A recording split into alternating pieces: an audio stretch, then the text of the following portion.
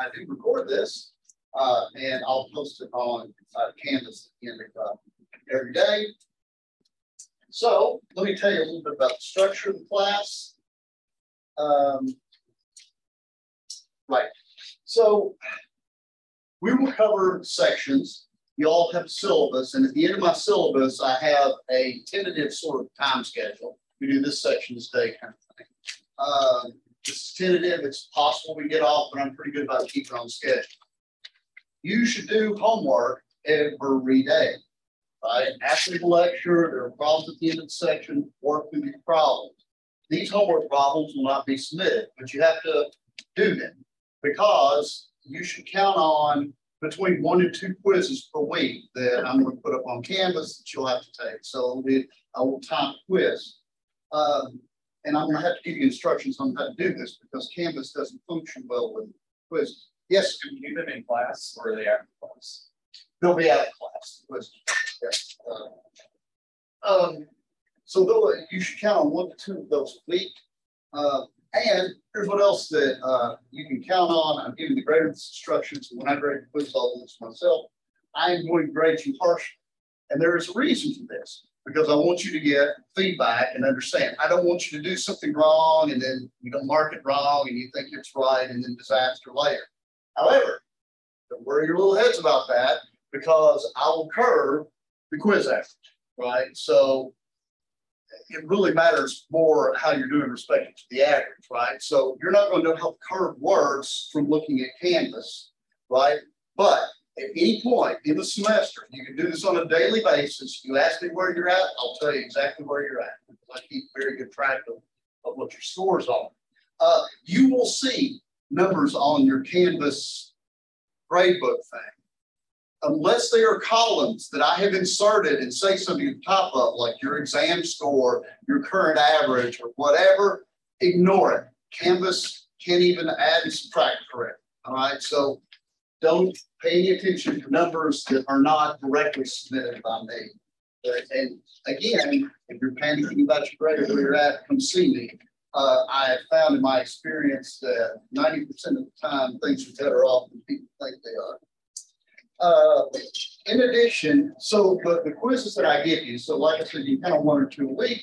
Quizzes I give you will add up 50% of your grade, and they'll be curved around at least an 80. So there's some help there.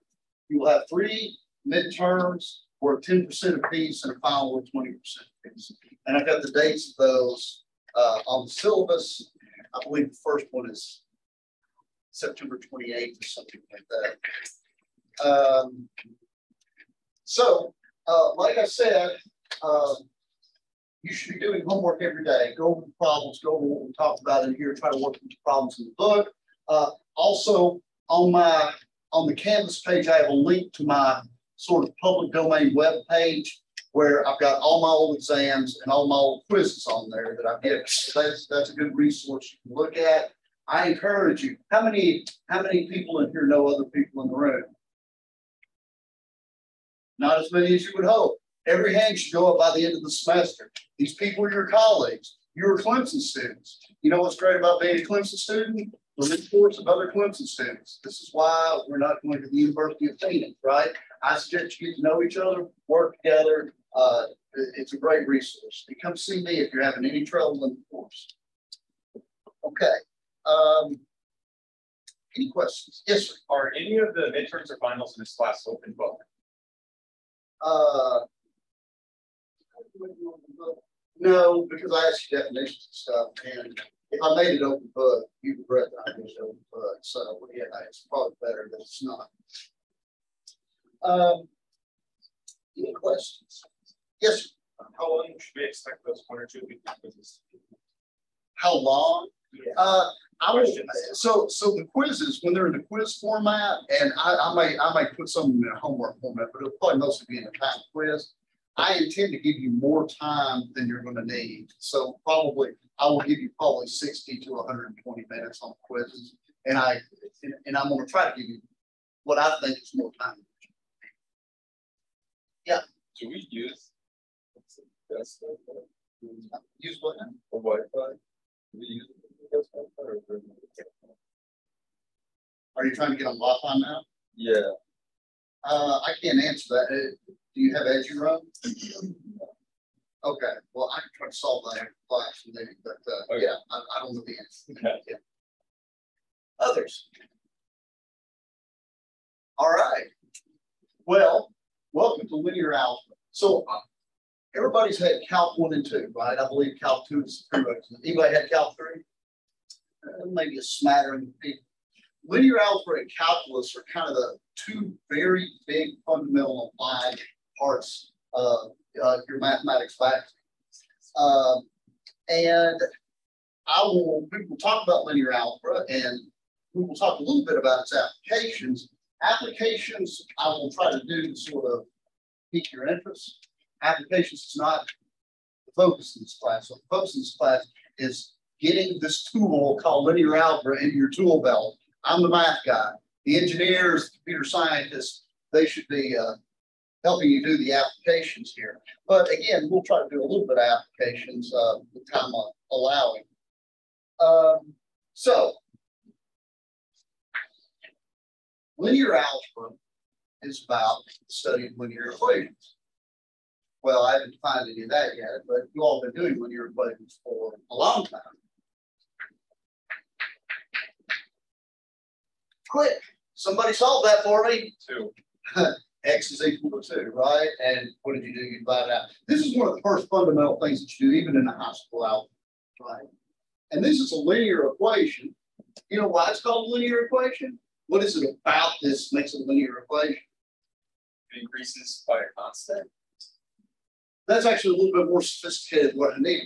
Basically, it's an equation involving the variable x, and x only appears to one power. No sine x's, no x squares, just like that, right? And so we solve this. Genius, right? What if I give you this equation here?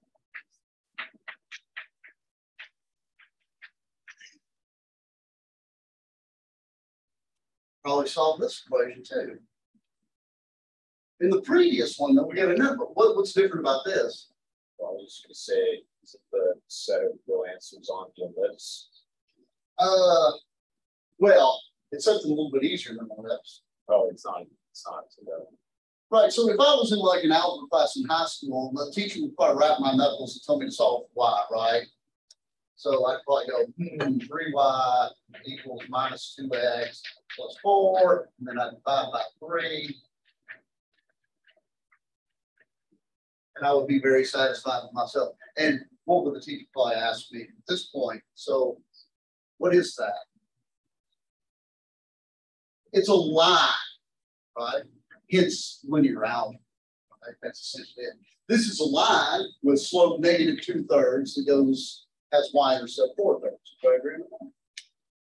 Now, this equation up here that we started with, very, very simple, had one solution, x equals 2.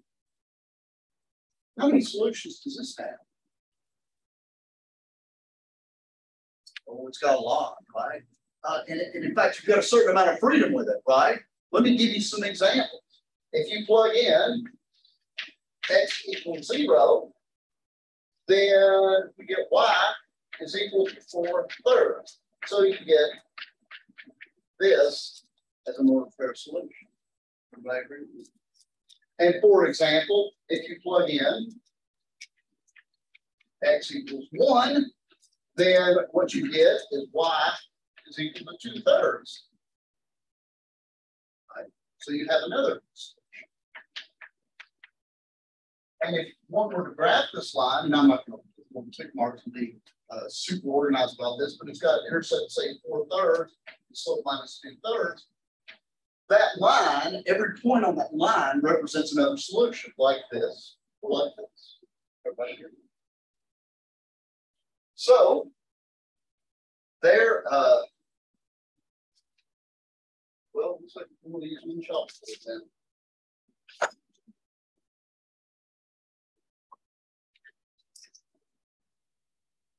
Hold on, my kingdom for an erase.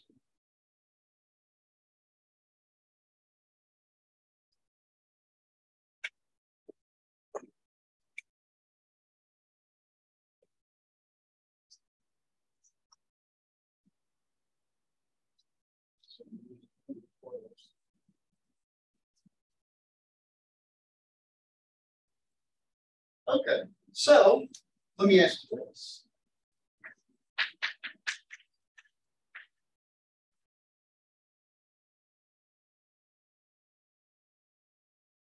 This is also what we call a linear equation. Notice in all these examples, what we have one variable here, x, only appears in the first variable. Two variables, x, y, that only appears in the first, right? Three variables, x, y, and z, only appear in the first. Anybody want to take a stab at what the solutions of that look like? Yes. It'll be like a line, like a cube type thing. Well, actually, yeah. It's going to be in 3 dimensions. Okay, that's right. Because now, right, the solutions to this actually involve 2 coordinates, right? Solutions here involve 2 coordinates. Solutions here will involve 3 coordinates, right? So the solutions to this one is a line, right? Anybody guess what the solution to this is? So, that's right. The analog is this in 3 dimensions. What's the analog of the line in 3 dimensions? Well, imagine making this have breadth. When you pull this out, it pulls out into a plane, right? That's a little sloppy, but it's kind of the idea behind it. Everybody okay? Okay, so you probably actually solved linear equations before. There's another way we can go. So let me give you a definition first. So, definition. A linear equation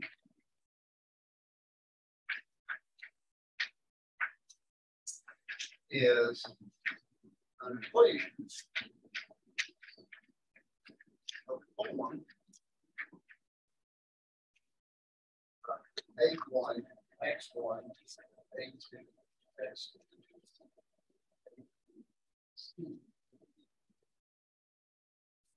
Where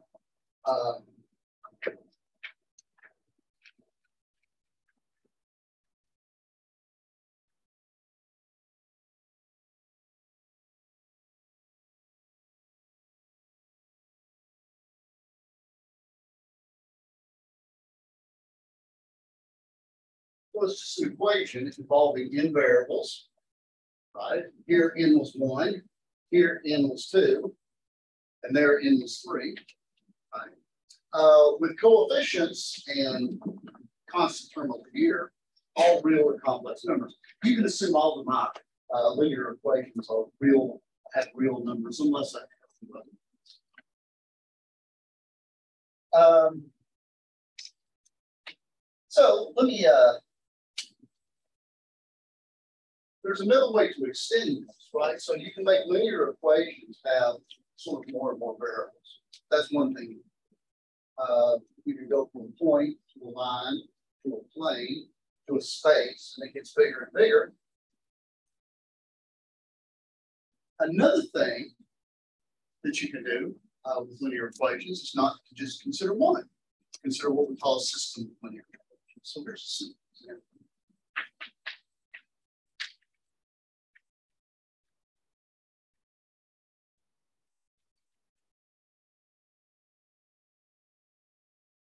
So I might give you something like this. Let's say 2x. That's 3y, and 3x plus 5y is equal to 1. Now, I'm not going to solve this yet, but I'm going to go through solving it. How many of you think you can solve this? Right? If they pushed it, right? You probably did this in high school, right? I mean, there were various things you did, right? You solve one value and plug it in, or you try to cancel out one variable or something like this. But let me ask you something kind of a little more big picture, right? Without solving. How many solutions could this have? What are the possibilities?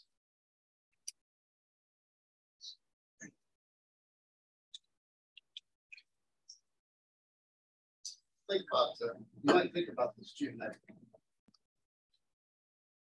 So, for example, is it possible to get only two solutions to this. Can anybody explain why? Yeah. You have two lines and the graph, then they can't intersect in two places, only one, 0, or okay, that's good. So if you think about this geometrically, what is this that you're doing? These are both lines. Everybody agree? So if I drew them, I'd be drawing lines. So ask yourself this: self, what are the possibilities here for the two lines? Well, probably the most common thing is for the two lines to look like this. And what does it mean to be a solution to both of these equations? It means you have to sit on both of these lines. How many ways are there to sit on both of those lines? There's only one. And this is it, baby, right there. That's your only choice, right? Okay, so there's one thing that could happen. These two lines could get to the point. What other possibilities exist? The lines be parallel? Okay. And actually, that's two cases. So he said the lines could be parallel. I agree with that. So the lines could look like this. And let's pretend that I drew that well enough so they're actually parallel. How many solutions would there be if those lines were truly parallel? 0. There's no place, there's no point that sits on both these lines, no solution. All right. There's actually another parallel place. You know what it is? Yes. They could be the same staking line, right? So for example, what the first line could be this, and then the second line could also be this. And how many solutions would you get then? Infinitely many solutions. Right? So for example, let me give you a total boneheaded way this might work.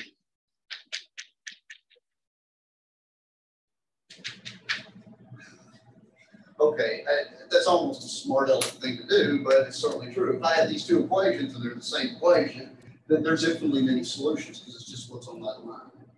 Right? That's essentially this case. There are ways I could disguise this by multiplying the second equation by 2, right? But it'll always come out with this.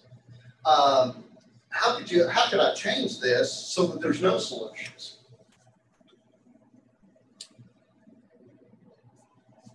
Yeah. Y plus x equals 2. Okay, there you go. Let me change the system a little bit.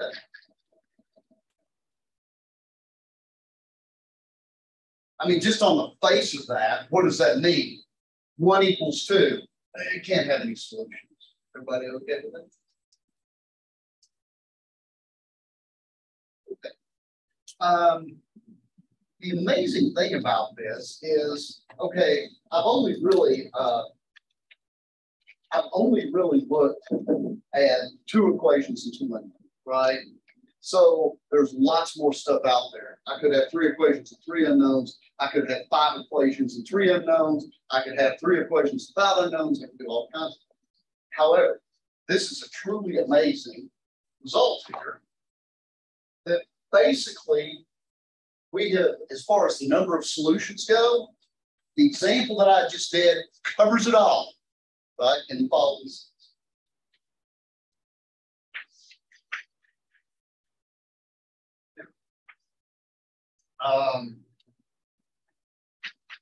Or a system of linear equations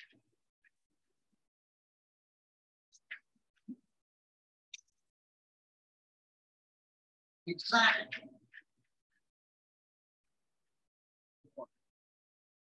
follow.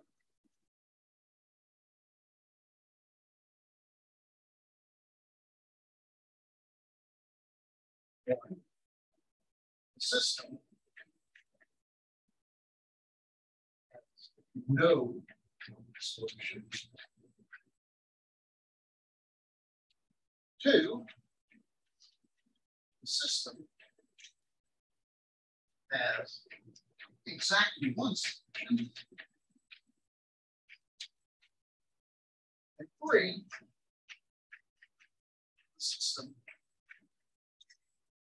has input demonstration.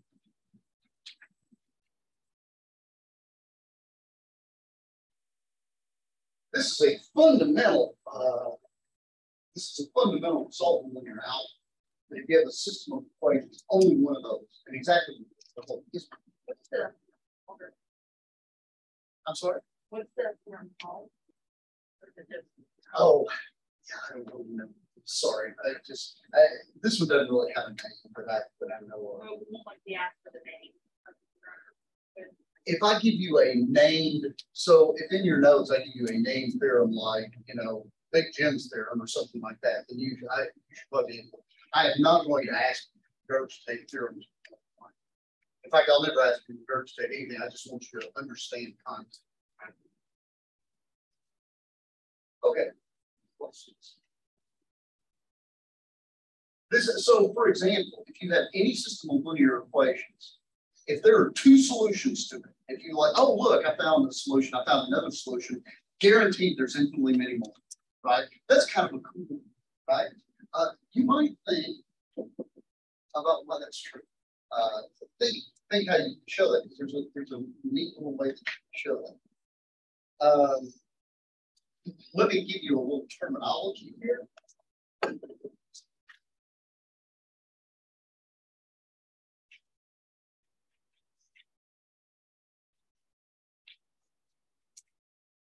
If a system, if a linear system of linear equations has no solution at all, what we say oftentimes a system is inconsistent.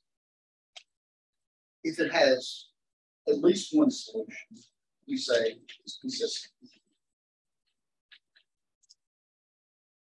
So here are two sort of fundamental problems in linear algebra. Suppose I walk up to you on the street and I give you a system of linear equations. The first major question is this system consistent? That is, does it have a solution or not? First question.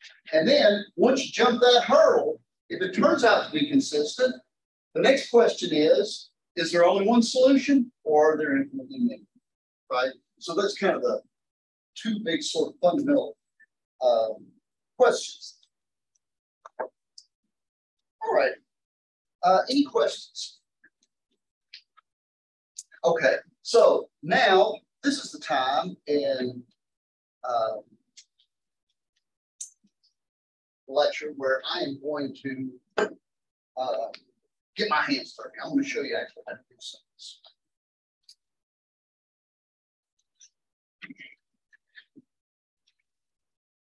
So let's go back to this equation here. 2x plus 3y. And 3x 5y.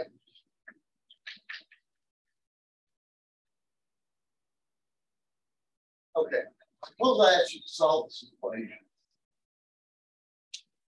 How might we go about that? Use MATLAB.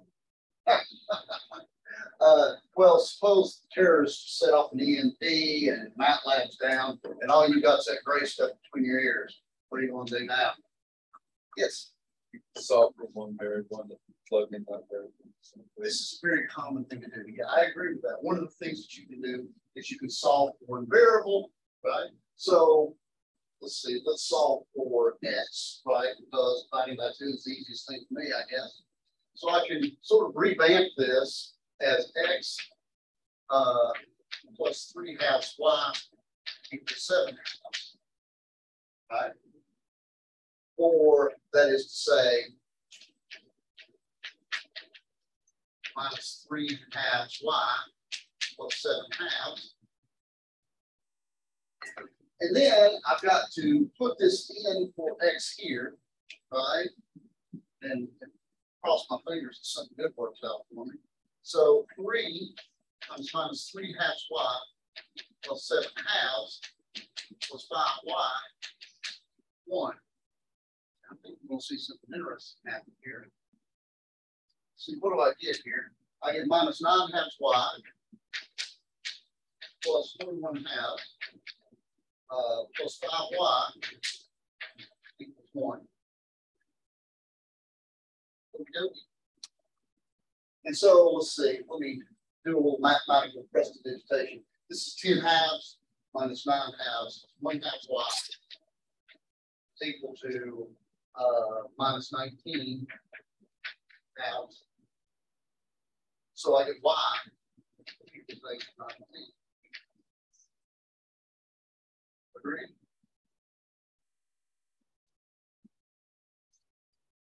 Okay, so well, that's not it. I still don't know what x is. So how do I figure out what x is? Yeah, You plug your solution for y back in. right. I can go back to the well with this thing right here. Right. So x equals minus 3 halves. That's minus 19 plus 7 halves. And let's see, that's going to be 57 halves and 7 halves, 64 halves, which is 32.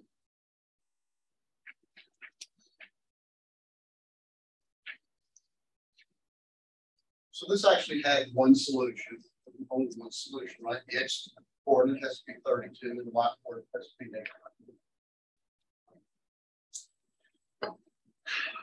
Wasn't it kind of obnoxious working with fractions a little bit?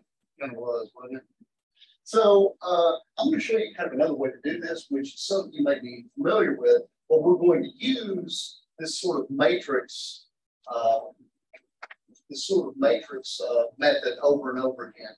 And part of the study of linear algebra is we'll be studying matrices and some of their properties. And these systems of linear equations give rise to lots of stuff that you can do with matrices. So let me take these equations here and let me rewrite this in matrix. This is called an augmented matrix.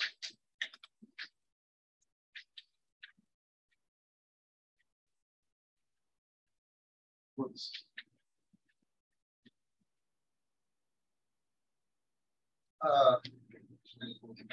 Three, 7, and 3, 5.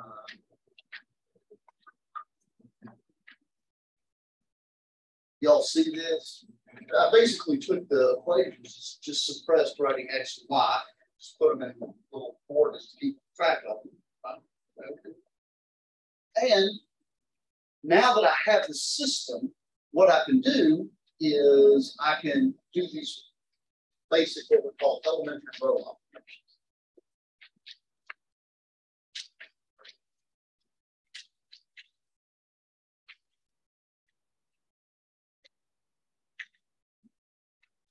So here are the rules that define the game that I do.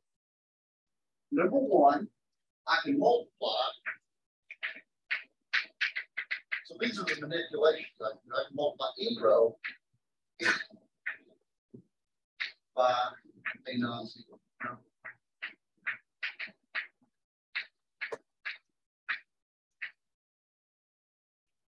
By the way, anybody want to venture a guess why it has to be non-zero? Right, 0 seems to be an exception here. Why do we have to skip out on that? Yeah. Because you can never change it back to its original form. Actually, that's a very sophisticated answer. That is actually correct. It's a computer person. Let me do something a little bit more attuned to my hillbilly brain. If I multiply this equation, say by 0, what do I get? 0 equals 0, which is true but useless.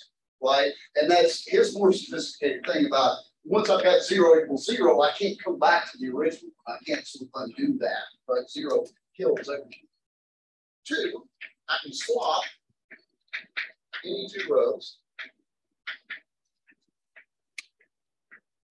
And number 3, I can add to any row a multiple of a different row.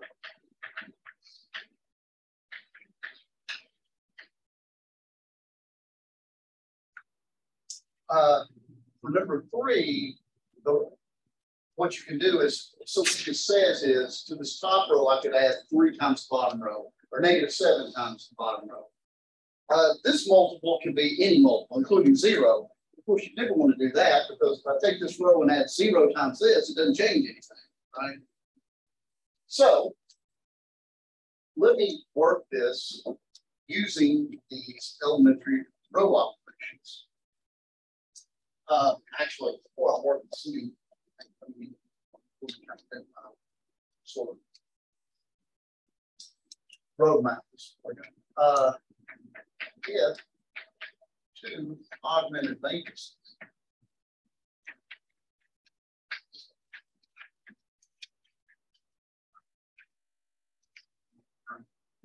but actually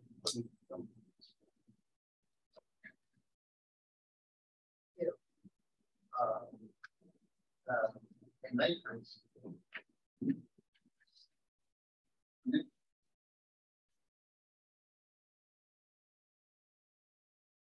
the row operation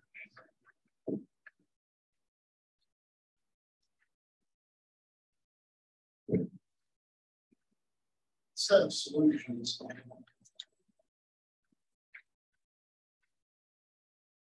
lengths.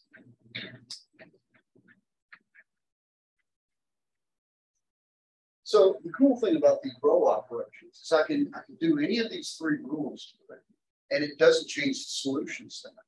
And so the idea is I can take these 2 things and maybe manipulate it from these annoying looking linear equations into something that's a little bit more simple that maybe I can get a solution from these.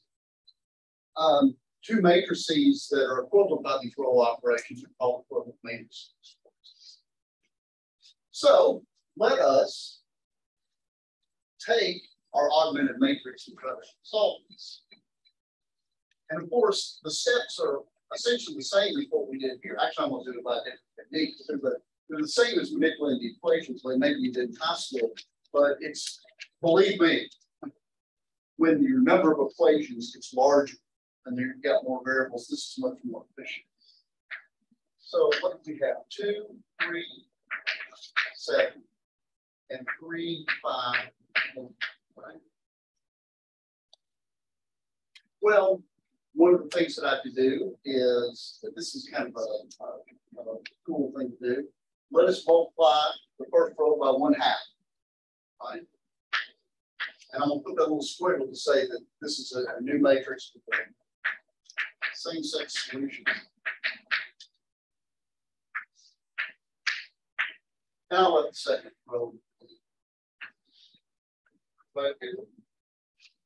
Now I'm going to use that 1 to take this thing out, right? So let's see how I'm going to do this. Well, I'm going to multiply this row by -3 and add it to the bottom of it to take out that 3 that's in the lower left hand. Right? So I'm going to go times -3 and add it to the bottom. My top row is left alone. I didn't.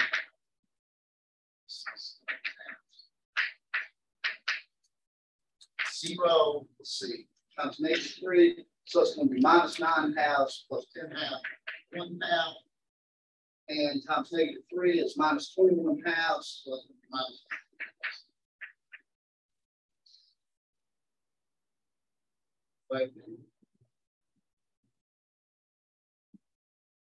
Let's see how I got this right.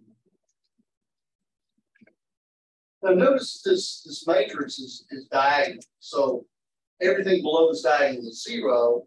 And so what I'm going to do now is called back substitute, right? I'm going to put this back into equation form here. Because really, this last row of the matrix, really what it's saying is 1/2 y equals -9. Everybody agree? And this should look familiar. It was a step in our other solution. And so already I've got y is -9. And I'm going to take this row, now that I've got what y is, and notice this means x plus 3/2 y is equal to 7/2. I'll put in my -19 here, and I get x minus 57 halves equals 7/2. And so x equals 3. And there we go. Yes. Whenever you do the matrices, do you have to do X in the first row, Y in the second row? No, but you have to be consistent. So, Okay. for example, if you so the way this started off is this is X, Y constant, X, Y constant. You could go Y, X constant, Y, X constant, right? I mean, as long as you're consistent, Okay. it really doesn't matter. Thank you. Other questions? Okay, so let's do some examples with a little bit more meat on here. How about this? Let's look at this this system here.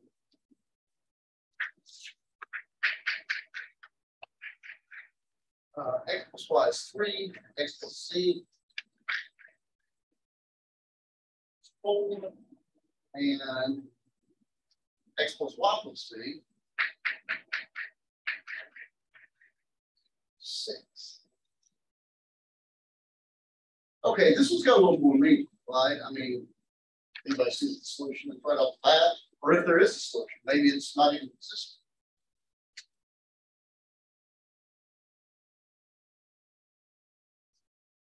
Yes. Would it be Y equals 2, C equals 3, X? Okay. Good. That's right. Let's put this in. Everybody else get that? Maybe I should walk through this. So 1, 1, 0, 3, 1, 0, 1, 4, 1, 1, 1, 6. And I'm gonna try to do a minimal amount of work to figure out the solution here. And that was good work, by the way. So just because I'm a lazy man, what I'm going to do, I like that 1 up there in the right, so I'm going to use it to numerate these ones down here. So I'm going to leave that top one alone. And then I'm going to use my third rule, -1 times this plus this. So that's going to be a 0, a -1, and a 1, and a 1. Okay.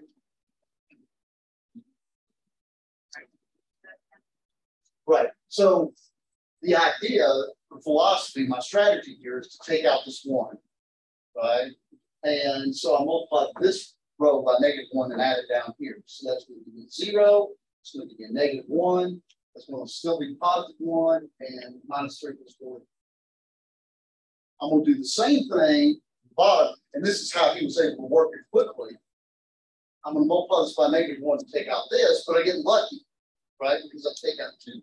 It's -1 times this plus this. It's 0, 0, 1, and we'll see -1. Everybody okay? And what does this matrix immediately tell me? That's right. The bottom row tells me C equals 3. So I've got that. Agreed?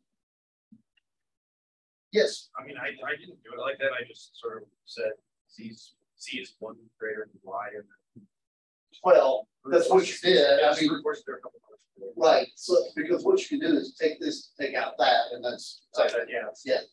So there's a lot of ways to work this out. So the next row is -Y plus Z is equal to 1, but I know Z is 3, so this means that Y is 2.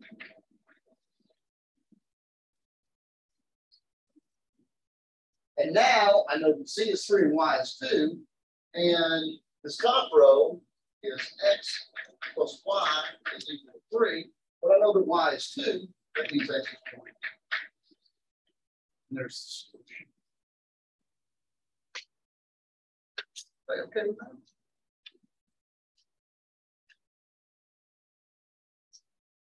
Okay, let me do another. Let me do another.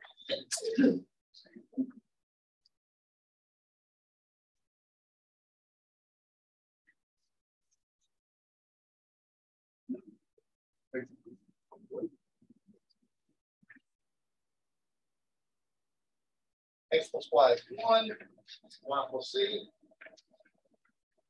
1, and x minus c is again 1.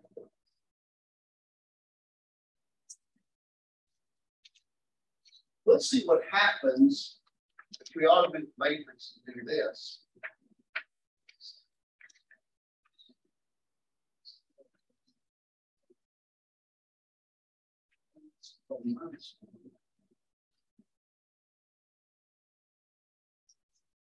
Let's see how I make the matrix. Okay, you know what I'm going to do? I'm going to use the top row kind of systematically. What I'm going to do is I'm going to get rid of the bottom row here. Or get rid of that. So I'm going to have the top row 1, 1, 0, 1.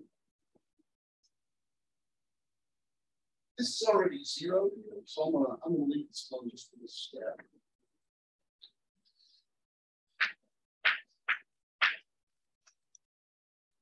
But I'm actually going to take out this, this 1 right here, but I'm going to multiply the top row by -1 and add it to the bottom. And that's going to give me 0, -1, -1, and 0.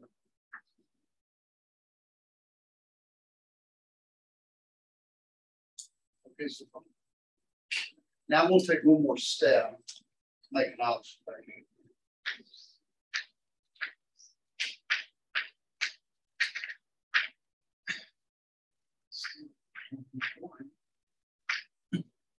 Now, in this step, what I'm going to do is I am going to add the second row to the bottom row. Okay. And what do I get? 0, 0, 0, 1. Somebody tell me what that tells me about the system. That is right. It is inconsistent. There is no solution. Can somebody interpret what this bottom equation is? Yes. 0 equals 1, which is ridiculous. That means that this doesn't have a solution. Whenever you get all variables 0 and something over here that's not 0, you get no solution. Everybody agree with that? It's a contradiction. It doesn't make any sense. Let me ask you a question. What do you suppose would have happened? And I could have set this up differently. What if you got 0, 0, 0, 0? Now you've got 0, 0, 0, 0 equals 0. What do you suppose would have happened in this particular situation then? Yes. That would have been the same line. Okay, right. It's like that. In this particular situation, if I had all zeros equal 0, that would mean that you actually have infinitely many solutions. Notice this one right here had 1. This system here had 0. But if you had all 0 at 0, you would get actually infinitely many solutions. Okay. Any questions? I'm going to try to work through one more long one. And again, I made the coefficients pretty easy, but it's much easier to do the matrix like here. X plus y plus d plus w is equal to 2x plus y plus w is equal to 3. 2y plus 17 plus w is 0. And 3x plus y minus c minus w.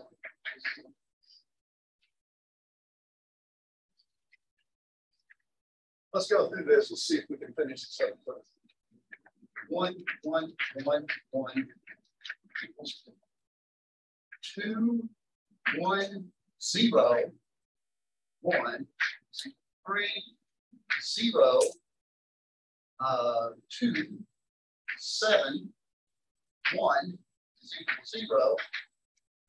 And finally, 3, 1 minus 1 minus 1. Everybody okay? Okay, I'm gonna systematically, I'm gonna go further. I'm not gonna back substitute. I always got this like to this point here. I'm gonna kind of go a little bit further on this one. I'm gonna use the top row, this one right here, to take out the 2 and 3 below. And so I'm gonna have 1, 1, 1, 1, 2. I'm gonna multiply by -2 and add. It's -2 and add. It's -2 and add. -2 and add. It's -2 and add. Okay. I'm not going to do anything here because I've already got it 0 here. So we're going to 0, 2, 7, 1, 0. And finally, I'm going to go by -3 and add. -3 and add. -3 and add. -3 and add. -3 and add.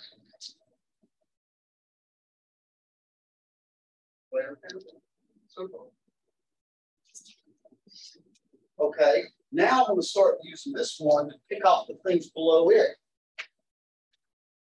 1, 1, 1, 1, 2, 0, 2, 1, 1. By the way, what did I do here? I multiplied by -1 because the negative annoyed me a little bit. Here, I can go straight up here and multiply by 2 and add here 0, 0, 3, -1, -2.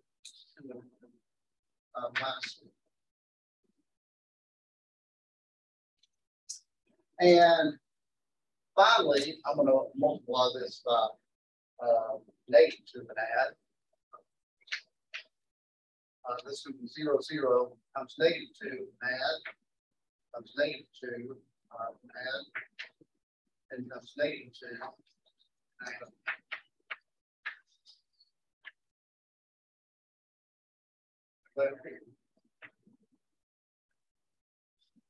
Now I'm gonna actually take the liberty of changing this 1, 2.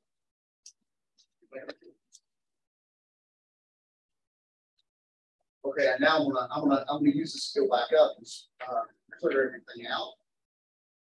So I'm gonna have 0, 0, 0, 1, 2.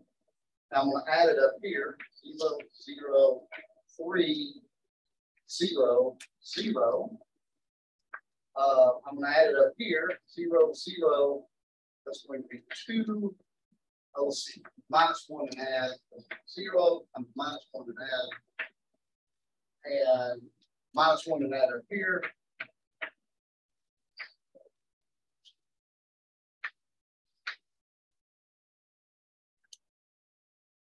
Everybody okay so far? Yes. The shield 1, the second row over. One on the second row. What's it now? Second, the 2 one, you deleted the 1 was there. The like 2, 2. Right here. The other one. Second row. The Over second here? row. There's a 1 Second column. Let's see. Second row, second column, the other one. Second row, second column. Okay, Oh, did I forget a 1? I've got a 1. Is this what you're talking about? Okay, thank you. Yeah, absolutely. It's good to keep an eye on it like this. Okay, so I'm going to multiply this row by 1/3. Right?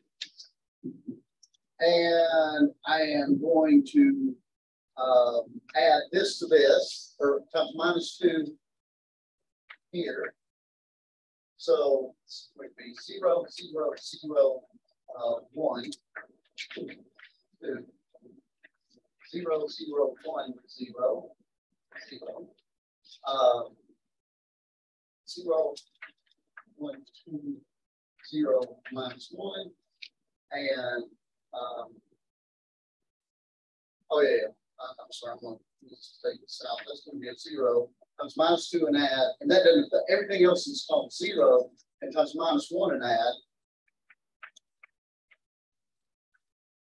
Nothing's affected. And in the last step to finish this off, what I have to do is multiply this by -1 and add it to the top. So that's 1, 0, 0, 0, and 1. And 0, 1, 0, 1, 0, 0, 1, 0, 0, and 0, 0, 0, 1. Notice the form of the matrix over here is square, and it's in this special form we're going to talk about next time. And I can pick out the solution very easily. X equals 1, y equals -1, z equals 0, w equals 0. Any questions? All right. Well, y'all have a good one, and we'll see you on Friday.